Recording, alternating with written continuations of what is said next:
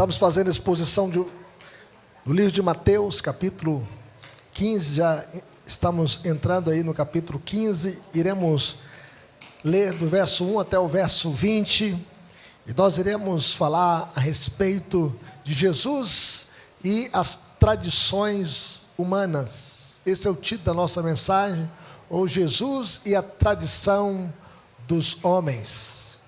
Eu convido a igreja a se colocar em pé para que possamos ler esse texto juntos. Você que está em casa também, acompanhe a leitura com fé e esperança.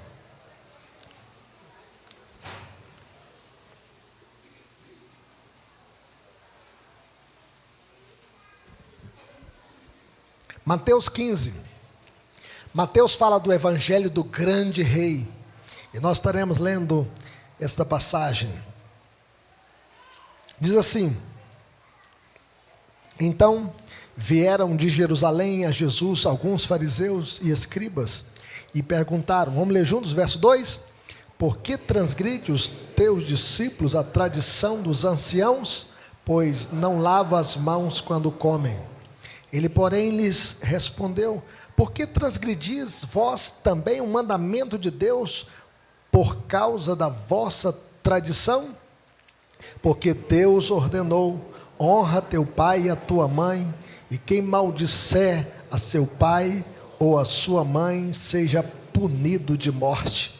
Mas vós dizeis: se alguém disser a seu pai ou a sua mãe, é oferta ao Senhor aquilo que poderias aproveitar de mim, esse jamais honrará a seu pai ou a sua mãe, e assim invalidastes a palavra de Deus por causa da vossa tradição.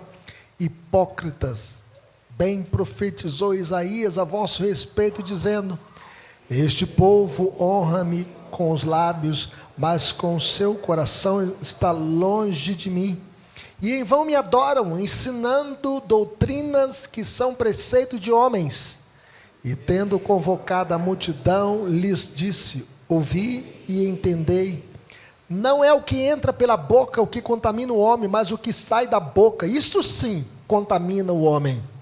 Então, aproximando-se dele, os discípulos disseram: sabes que os fariseus, ouvindo a tua palavra, se escandalizaram? Ele, porém, respondeu: toda planta que meu Pai Celestial não plantou será arrancada. Deixai-os, são cegos, guias de cegos. Ora, se um cego guiar outro cego, cairão ambos no barranco. Então lhe disse Pedro: explica-nos a parábola. Jesus, porém, disse: também vós não entendeis ainda? Não compreendeis que tudo que entra pela boca desce para o ventre e depois é lançado em lugar escuso? Mas o que sai da boca vem do coração, e é isso que contamina o homem, porque do coração procedem maus desígnios, homicídios, adultérios, prostituição, furtos, falsos testemunhos, blasfêmias.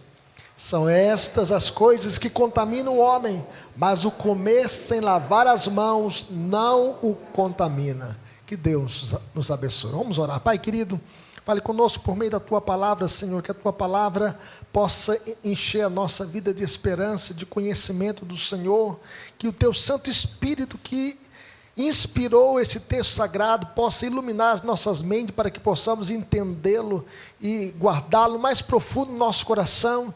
Ensina-nos, ó Deus, os teus caminhos, desvenda os nossos olhos para que contemplemos as maravilhas da tua lei, e ajuda-nos, ó Deus, a aplicar a tua palavra no nosso viver e em todas as áreas da nossa vida para o louvor da tua glória, no nome de Jesus, para a glória de Jesus. Amém. Poder sentar. Quem é a autoridade máxima para interpretar as Escrituras? A autoridade máxima para interpretar as Escrituras é a própria Escritura. Toda verdade emana da palavra de Deus que foi revelada, inspirada pelo Espírito Santo. A melhor interpretação da Bíblia é dada por ela mesma. O que deve guiar as nossas vidas? A palavra de Deus ou as tradições humanas? Para os escribas, e fariseus, a tradição dos anciãos era a essência da religião. E observar essas regras era agradar a Deus. Quebrantá-las era pecar contra Deus. Por essa razão, um grupo de escribas e fariseus foi até Jesus, vindo de Jerusalém. E eles andaram a pé, 160 quilômetros, de Jerusalém até a Galileia, onde estava Jesus. Jerusalém era o centro da ortodoxia judaica. Os escribas eram os doutores da lei. Eles interpretavam, estudavam e ensinavam a lei, ou seja, eles ensinavam o Antigo Testamento. Eles transmitiam para a sua própria geração as tradições que de geração em geração tinham sido passadas com respeito à interpretação e aplicação da lei. E essas tradições tinham tido sua origem no ensino dos rabinos veneráveis do passado. Já os fariseus eram os separatistas. Eles se julgavam melhores do que os outros, aqueles que estavam tentando viver a vida conforme a tradição e o ensino dos escribas. Os fariseus e os escribas eram farejadores de heresia, os fiscais da vida alheia. E esta delegação veio com o intuito de investigar o mestre dos mestres, o senhor dos senhores. Eles vieram investigar o ministério de Jesus, porque eles tinham ouvido que Jesus fazia o paralítico andar, o surdo ouvir, o mudo falar, o cego enxergar. Jesus purificava a pele dos leprosos, Jesus até fazia o morto ressuscitar. Mas eles não vieram buscar uma cura de Jesus. Eles não vieram ser tocados por Jesus. E também não desejavam ser encorajados por sua pregação, por seus ensinos. Pelo contrário. Eles queriam saber por que os discípulos estavam quebrando a tradição dos anciãos. Por isso eles perguntaram a Jesus: por que transgridem os teus discípulos a tradição dos anciãos?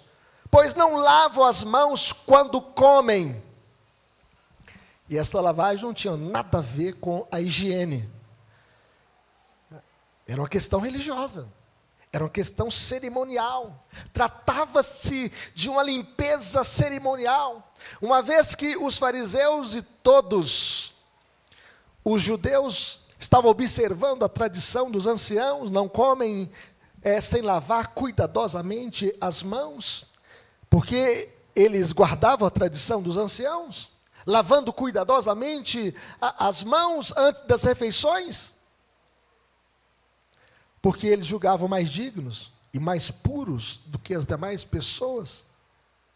Eles pensavam o seguinte: o gentio era imundo, os mantimentos tocados por um gentio eram imundos, e qualquer vasilha tocada por um gentio era imunda. Por isso, quando eles voltam do mercado, eles lavam as mãos cerimonialmente para se tornarem limpos e puros. Ou seja, eles eram especiais, e as demais pessoas eram pessoas imundas. Em segundo lugar, porque eles pensavam que a observância dessas regras e rituais de purificação dependia a própria salvação. Eles pensavam o seguinte: eu lavando as mãos, cumprindo a tradição dos anciãos, então a porta do reino de Deus se abre para mim, e disso depende a minha salvação. No entanto, meus irmãos, eles são devotos de rituais vazios, que não podem salvá-los. E por esse motivo Jesus faz uma outra pergunta para eles: por que transgredis vós também o mandamento de Deus por causa da vossa tradição? Em outras palavras, por que vocês desobedecem aos mandamentos de Deus seguindo as suas próprias tradições? A grande ideia dessa passagem, meus irmãos, é que as tradições humanas não estão acima da palavra de Deus. Levante a sua Bíblia bem alto assim e diga comigo: as tradições humanas não estão acima da palavra de Deus.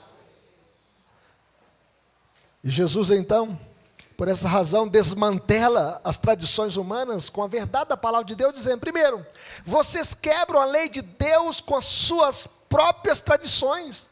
Vocês estão quebrando a lei de Deus, porque Deus ordenou a Moisés: honra a teu pai e a tua mãe, e quem maldisser a seu pai e a sua mãe seja punido de morte.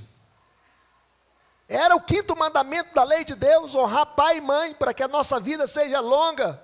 Mas vós dizeis: se alguém disser a seu pai e a sua mãe, oferta ao Senhor aquilo que poderias aproveitar de mim, esse jamais honrará o seu pai e a sua mãe, e assim invalidastes a palavra de Deus por causa da vossa tradição.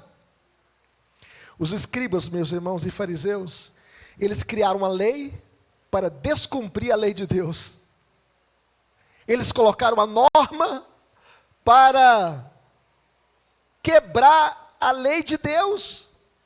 Eles estavam desprezando seus pais necessitados, seus pais pobres, que não tinham pensão, que não tinham aposentadoria, dizendo o seguinte: eu não posso ajudar vocês, porque o que eu podia dar é uma oferta para Deus.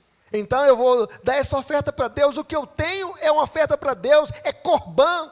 Uma oferta a Deus se tornou uma desculpa para que os filhos egoístas pudessem fugir ao dever de cuidar de seus pais necessitados. Eles estavam invalidando a lei de Deus por uma tradição criada pelos anciãos. A lei de Deus, meus irmãos, se tornou nula por causa da tradição dos anciãos. A Bíblia chega a dizer o seguinte: ora, se alguém não tem cuidado dos seus, e especialmente os de sua própria casa, tem negado a fé e é pior do que o descrente. Nós não podemos, meus irmãos, destronar a palavra de Deus e entronizar a tradição humana. A tradição humana não está acima da lei de Deus, da palavra de Deus, da revelação de Deus. A palavra de Deus está acima da tradição humana. Ela é a nossa única regra de fé e prática. Nós não podemos anular a palavra de Deus para seguir os pensamentos humanos, as tradições humanas. Mas em segundo lugar, Jesus chega a nos ensinar o seguinte: Jesus diz assim para os judeus, para os escribas e para os fariseus: vocês vivem da aparência exterior e não de acordo com a sua realidade interior.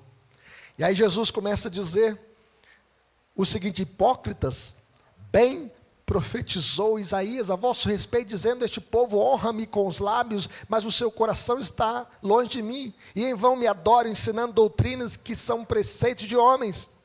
Em outras palavras, tanto nos dias de Isaías, quanto nos dias de Jesus, as pessoas estavam honrando a Deus com os lábios, mas o coração delas estava distante de Deus. A história estava se repetindo. Na época de Jesus, não basta, meus irmãos, levar os nossos corpos da igreja e deixarmos os nossos corações em casa. Não basta a nossa voz ser ouvida no momento do louvor, se os nossos corações estiverem distantes de Deus. Nós não podemos honrar a Deus só de lábios, mas devemos honrá-lo com o nosso coração, com a nossa vida. O profeta Jeremias chega a dizer o seguinte: buscar-me-eis e me achareis, quando me buscardes de todo o vosso coração. Nós devemos amar a Deus de todo o coração, de toda a alma, com todas as nossas forças, com todo o nosso entendimento. E nós devemos amar o nosso próximo como a nós mesmos. Por isso Jesus disse: hipócritas. Ou seja, eles estavam ali atrás de máscaras. Eles estavam vivendo a verdadeira hipocrisia. Ou seja, fingir ser o que não é. Usar uma máscara para esconder as suas reais intenções. Deus não se impressiona com o nosso ritual, com os nossos atos externos da adoração. Na verdade, os fariseus não eram religiosos genuínos, eles eram atores, estavam representando, eles eram artistas de um palco religioso, eles estavam apenas representando levantando para que todos os vissem. E eles estavam se escondendo atrás de uma máscara simulada de virtude. O Senhor não fica satisfeito, meus irmãos, com devoções simuladas. Nós devemos rasgar o nosso coração diante de Deus. Além do mais, a sua doutrina era vã, porque ensinava os mandamentos de homens em lugar dos mandamentos de Deus. A sua tradição oral não era uma cerca em volta da lei de Deus para protegê-la, mas uma completa subversão humana da lei divina. Eles estavam quebrando a lei de Deus, eram hipócritas, estavam simulando, eram atores, representantes e não verdadeiros adoradores.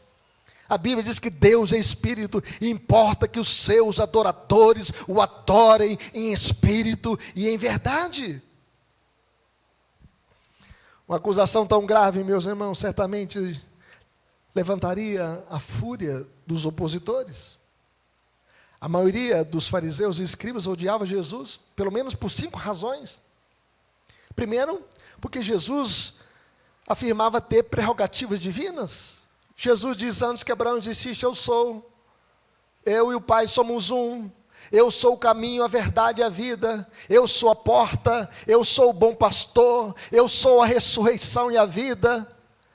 Eu sou a videira verdadeira. Eu sou o pão vivo que desceu do céu.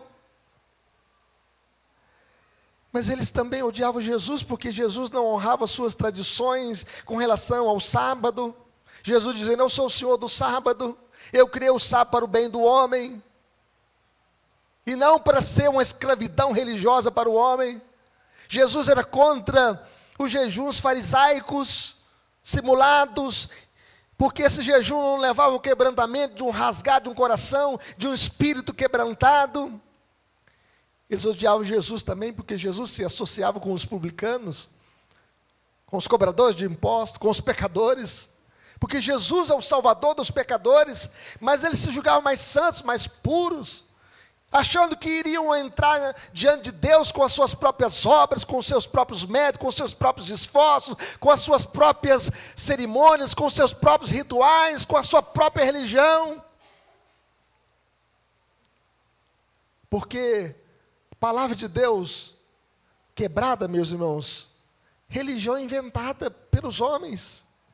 E Jesus, ele exercia uma influência que eles consideravam corrompedora sobre as pessoas. Jesus atraía as multidões, Jesus pregava para grandes multidões e ele era o oposto deles.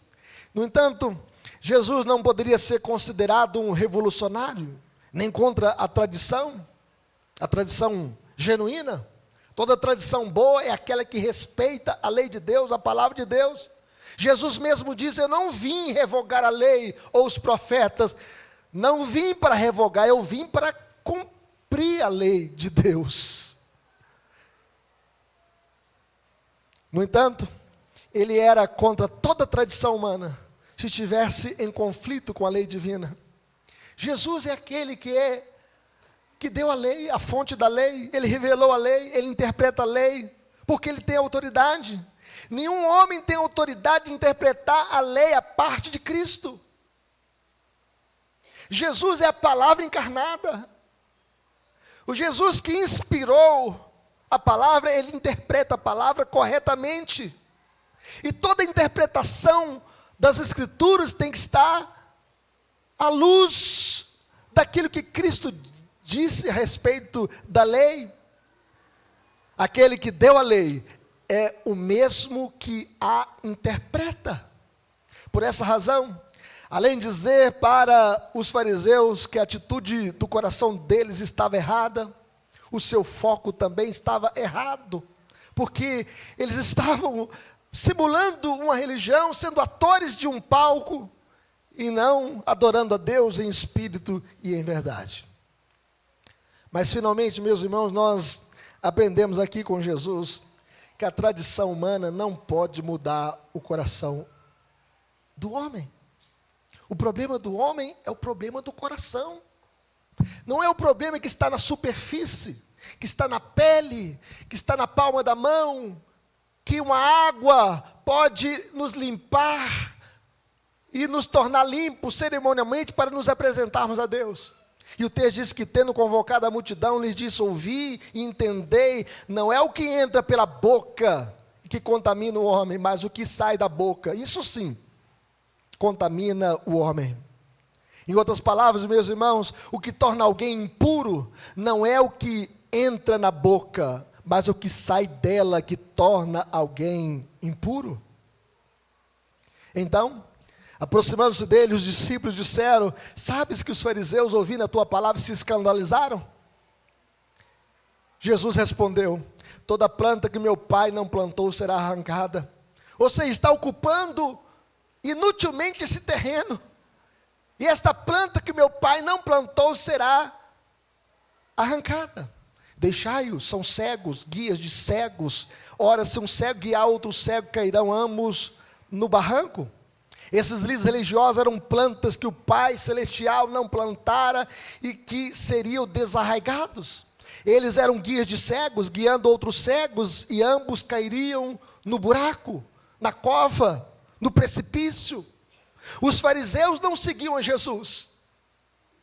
Eles abandonaram e rejeitaram a palavra encarnada, a fonte da vida, a fonte da salvação, a fonte da verdadeira interpretação das Escrituras. E eles nem seguiam as Escrituras, eles seguiam as suas próprias tradições. Então lhe disse Pedro: explica-nos a parábola. Jesus, porém, disse: também vós não entendeis ainda? Não compreendeis que tudo que entra pela boca desce para o ventre e depois é lançado em lugar escuso, na latrina? Mas o que sai da boca vem do coração, é isso que contamina o homem. O problema, segundo Jesus, é o coração. É do coração, meus irmãos. O problema está no coração. Veja o verso 19 que vai aparecer na tela comigo. Vamos ler comigo? Porque do coração procedem os maus desígnios, homicídios, adultérios, prostituição, furtos, falsos testemunhos, blasfêmias. São estas as coisas que contaminam o homem, mas o comer sem lavar as mãos não o contamina. Nada, meus irmãos, que venha de fora da pessoa e entra nela pode torná-la impura. Mas o que sai de dentro da pessoa é que o contamina, que a torna impura. Em outras palavras, a fonte da contaminação não está fora do homem, como os fariseus estavam ensinando. E então você só lavar a mão, que você cerimonialmente está puro, e você pode se aproximar de Deus, se cumprir essa tradição, e você então está quites com a religião. Mas Jesus mostra que aquilo que contamina o homem é o que sai de dentro dele, de dentro do seu coração.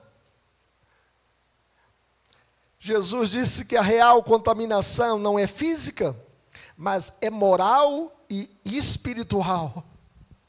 Não é aquela que vem de fora, mas é aquela que vem de dentro do coração. Em outras palavras, a vida de santidade, meus irmãos, vem do interior e não do exterior. Tem que ser um coração transformado, um coração onde Deus arranca o coração de pedra e coloca um novo coração habitado pelo Espírito Santo. O maior problema do homem não está no ambiente externo. O maior problema humano está dentro dele.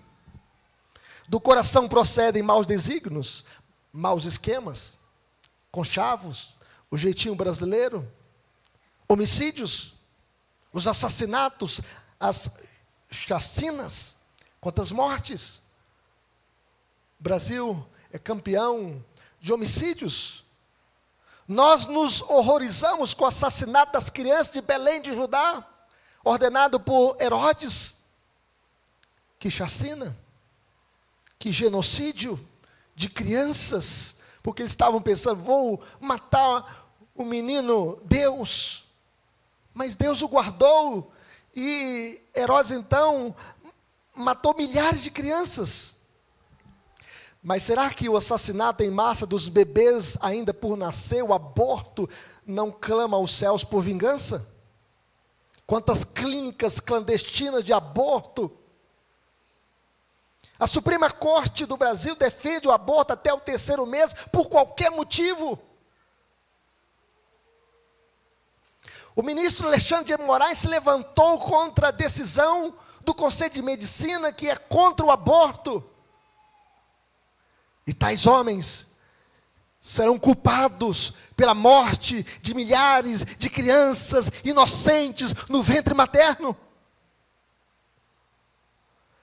Nós devemos defender a vida desde a concepção. Adultérios, quantos casamentos arrasados, quantos casamentos destruídos por causa da violação dos laços do matrimônio, envolvendo um ato sexual voluntário entre um homem e uma mulher, com uma pessoa que não é o seu cônjuge. Quantas casas de prostituição, baladas, noitadas, quantos motéis, estimulando o adultério, a quebra do 7º mandamento da lei de Deus, a prostituição, as práticas sexuais ilícitas, incluindo o adultério, a fornicação, a prostituição, a homossexualidade, o lesbianismo. Nós tivemos até uma cantora internacional que veio do Brasil, expondo ali a prostituição diante do seu palco, do seu público, diante das pessoas, defendendo o lesbianismo, e até tivemos um ritual diabólico, os furtos, se apropriar daquilo que não é seu, tomar aquilo que é do outro, aqueles que cometem furtos nas lojas, aqueles que são preguiçosos no trabalho, aqueles que desperdiçam o que Deus nos dá, aqueles que não pagam as suas contas, aqueles que administram o dinheiro público de forma leviana. E tivemos o mensalão, o petrolão, e até mesmo na Covid tivemos o covidão. E aqueles que não entregam também os seus dízimos e ofertas, roubando de Deus, que você possa ser fiel a Deus, honrar o nome de Deus em todas as áreas da sua vida. Os falsos testemunhos, as calúnias, as injúrias, as falsas notícias, os boatos, as blasfêmias, o insulto ou calúnia, seja contra Deus ou seja contra o próximo. São essas coisas que saem de dentro do coração. E são essas coisas que contaminam o homem. Mas o comer sem lavar as mãos pode ter um benefício de higiene, mas não purifica o coração. Lava apenas a pele, tira apenas a poeira, a sujeira, mas não limpa o coração. Regras externas, meus irmãos, não comer, não tocar, não mexer, não são capazes de resolver o verdadeiro problema, a saber, o mal presente no coração dos homens. Porque o problema do homem é o problema do coração. E só Jesus, operando pelo poder do Espírito Santo, pode transformar o coração. E essa mudança, meus irmãos, é essencial para que haja obediência aos mandamentos de Deus. Nós precisamos desta mudança no nosso coração, operada por Cristo, pela ação soberana do Espírito Santo, para gerar dentro de nós uma nova vida. Não basta um ato exterior, externo. Precisamos de uma mudança interna, no mais profundo do nosso ser, para que possa refletir nas nossas atitudes, na nossa conduta, a mudança do coração. Aplicações para a nossa vida, meus irmãos. Como viveremos? Não confiando em rituais religiosos externos. Deus não se impressiona com o nosso ritual religioso. Você não pode lavar a corrupção profunda do coração humano caído, esfregando a sujeira do corpo. Isso não limpa o coração. Isso não regenera o coração. O profeta chega a dizer: enganoso é o coração mais do que todas as coisas, e desesperadamente corrupto, quem o conhecerá? O nosso coração é desesperadamente corrupto. Não há quantidade de água que ajude a lavar o nosso coração. O muito lavar de mãos não fará o coração servir a Deus. Deus não está preocupado com o cerimonial, mas com o coração contrito e arrependido. É isso que honra a Deus. O Senhor Jesus disse: "Por me honra com os lábios, mas o coração está longe de mim." Os lábios e o coração devem viver em harmonia para agradar a Deus, para Deus aceitar o nosso culto. Mas em segundo lugar, como viveremos? Levante a sua Bíblia bem alta assim, colocando a palavra de Deus acima de toda a tradição humana. Vamos dizer isso comigo? Colocando a palavra de Deus acima de toda a tradição humana. A palavra de Deus está acima de toda a tradição humana. Não devemos invalidar a palavra de Deus pela nossa tradição. A palavra de Deus é que tem que ter poder sobre a sua consciência, poder sobre a sua conduta, poder sobre a sua família, poder sobre a vida da igreja. Tudo que um pastor pregar aqui nesse púlpito, seja o pastor Marcelo, o pastor Rui, se não estiver de acordo com a palavra de Deus, tem que ser rejeitado. Tudo. Seja lá quem for. A palavra de Deus é que tem que ter poder sobre a nossa consciência. Em 1521, Martinho Lutero foi convocado a comparecer diante da Dieta Imperial de Worms e obrigado pela igreja e pelo Estado a retirar o seu ensinamento, sobretudo sobre a doutrina da justificação pela fé, que ele pudesse negar essa doutrina, que ele pudesse abandonar os seus ensinos. Nessa Dieta de Worms, Lutero declarou: "A menos que seja eu convencido pelas Escrituras e pela razão pura, não aceitarei a autoridade dos papas e dos concílios, pois eles se contradizem. Minha consciência permanecerá cativa à palavra de Deus. Não posso e não retirarei coisa alguma, porque ir contra a própria consciência não é certo e nem seguro." E ele conclui: "Que Deus me ajude, amém." Ele não voltou, não recuou, não tirou uma linha do que escreveu para abraçar a tradição humana. E ele então, com essa declaração, a história da igreja diz: sola escritura e torta escritura, somente a palavra de Deus e toda a palavra de Deus. A Bíblia inteira e nada além da Bíblia deve ser a nossa única regra de fé e prática. Nada lhe deve ser adicionado e nada lhe deve ser subtraído. Nada podemos tirar das Escrituras. Aqueles que tiram ou colocam alguma coisa nas Escrituras sofrerão os flagelos do Apocalipse. A ira de Deus se levantará contra essa pessoa, porque nós devemos colocar a palavra de Deus acima de toda a tradição humana. Finalmente, meus irmãos, como viveremos? Em terceiro lugar, confiando somente em Jesus para mudar os nossos corações. Vamos dizer isso comigo? Confiando somente em Jesus para mudar os nossos corações. Jesus é o único e o grande purificador dos corações humanos. Só Ele pode purificar o seu coração. Só Ele pode mudar a essência do seu ser. Só Ele pode mudar o seu interior. Só Ele pode mudar a sua vida. O pior mal humano não vem do ambiente externo, do lavar ou não as mãos, mas vem de dentro, de nossos corações.